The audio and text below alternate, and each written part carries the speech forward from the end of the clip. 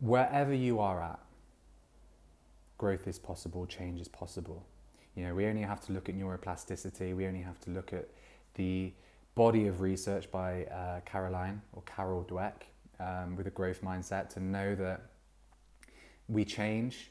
There is nothing fixed about our personality, there's nothing fixed about our talent, there's nothing fixed about our intelligence. It is all malleable. It doesn't mean that we're going to become overnight geniuses, but what it does mean is that who you are right now, in this very moment, can and will change.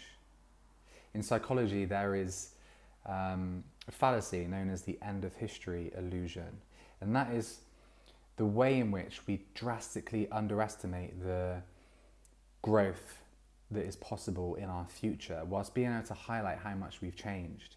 Now, when I look back on my past, I'd say it was around 15 years ago I first experienced the symptoms of depression. It was roughly 12 years ago I was first suicidal, and it was around 8 or 9 years ago I experienced psychosis. When I look at how much I've changed over those years, I'm completely blown away. And if you were to tell me that I'm going to change in the same magnitude over the next 15 years, then I probably wouldn't believe you. I would probably say that that's not possible.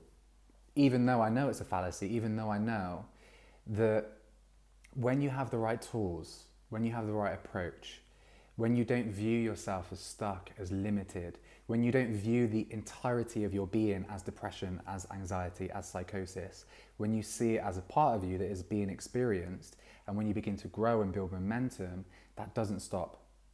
It's not that there's just a fixed space for mental illness that is separate from the human experience. It's part of a spectrum. It's part of the spectrum of human experience, and that's not to minimize maladaptive behavior. That's not to say that certain things, certain experiences aren't all encasing and all encompassing and really, really difficult to live with. I've lived with a lot of unbearable experiences with my mental health. But the point is that there is growth that is possible, there is change that is possible. But you have to start at ground zero. Start at ground zero and work up step by step, 1% at a time. Build momentum, begin to believe that what you experience can and will change. Understand that there's an innate yearning for wholeness, of individuation, of self-actualization. Understand that your potential is largely unlimited, at the very least, incredibly unknown to you and unknown to anyone, and that you can always move towards a greater potential. Don't worry, though, if there are setbacks, because there will be, I can guarantee that. There will be times where you feel imprisoned by depression, encased, engulfed, not able to move, not able to see a future. There are times where anxiety feels like a prison, For me, psychosis was a form of living hell at times, where, even I was reflecting on this the other day. One of the saddest things about psychosis and my experience of it was that my mind had managed to transform a smile into something bad. Now, how sad is that? I was reflecting on that. My mind transformed something like a smile into something bad, in that I would see that as a smirk, and I would feel paranoid, and I would feel alone, and I would feel desperate. And I honestly felt I would never move past that, just like I felt I would never move past depression, just like I felt I would never be free from anxiety. In this path of growing, in this path of healing, in the path of moving towards who you are meant to be,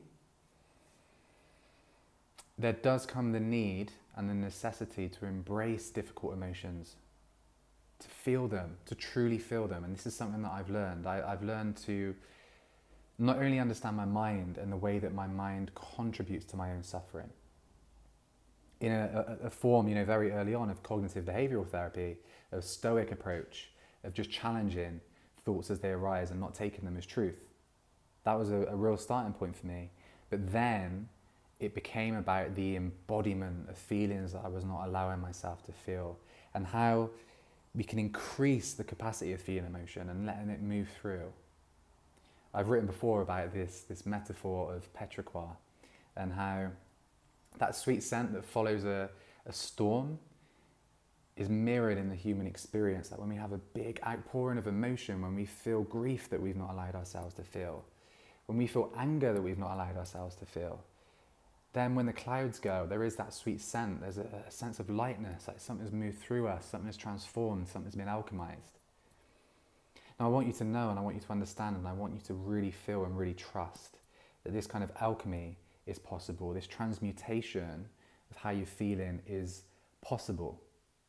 Not only that, if you set everything in your favor, if you learn the tools, if you learn not to be afraid of your emotions, if you learn to gently befriend them and learn about them more and more, you're setting all the criteria in your favor, and then momentum builds.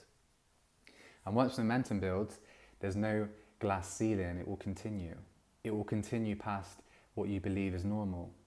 It will continue past what you believe is impossible, into states and experiences and altered perceptions of reality that seem almost dreamlike, right? This is possible for everyone. I believe that deeply. I'm not going to write anyone off. I'm not going to tell anyone that they're pathological and trapped and just a label. Not one single person is a label. Not one single person is a mental illness, right? So really what this is about is believing in transcending any limitations we experience, be it mental illness, be it what we believe that we're capable of, and growing towards who we are here to become. I'll leave you with a quote from the Bhagavad Gita, which is paraphrased. It's one of my favorite quotes that says, Krishna, when he's talking to Arjuna, he says that the spiritual path is bitter poison in the beginning and sweet nectar in the end. You might be experiencing a bit of poison right now. You might be at ground zero. But just trust that with the work, with courage, eventually that poison turns into nectar. Eventually that poison turns into a sweetness of being that is more depthful and more expansive and more alive than anything you imagined. I hope this is useful. I'm sending love and support to anyone out there who's struggling at the moment. I have gratitude for my journey, my path, and where I'm at and where I've been, and all the lessons along the way. And I hope that in some way this video has helped. So yeah, mental health awareness, we're doing a good job. We're all pretty much aware of it now. Now we have to approach it with courage. And not only do we have to look at how to improve our own mental health and the steps we can take, we need a radically transformed worldview that gives us the opportunity to fulfill and experience our fullest potential outside of the material paradigm into one of aliveness, universal aliveness, where the universe is a living organism, not just defunct and lifeless, but we are part of a dancing, vibrant existence that is intelligent, and we can co-create with, and we can correspond with, and we can converse with, and grow into. Yeah, bit of a tangent, but anyway, I'm sending you love.